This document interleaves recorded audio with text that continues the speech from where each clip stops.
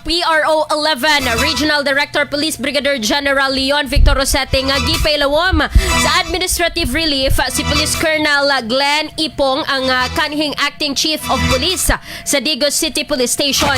Dugang ni Rosete nga human kini mahibaw-i ang report nga na-mention ang pangalan ni Ipong sa miaging live ni Kapitan Bukol gimanduan gilayon nga ipa-relieve kini aron nga mahatagan matud pa og patas nga investigasyon ang insidente.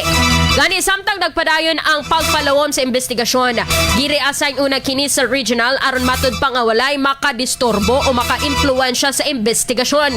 Gani sumala sab ni Provincial Director Leo Ajero nga nag-undergo sab og paraffin test si Ipong uban ang lain pang 20 ka mga individual lakip ng intel operatives, security escort ug driver niini.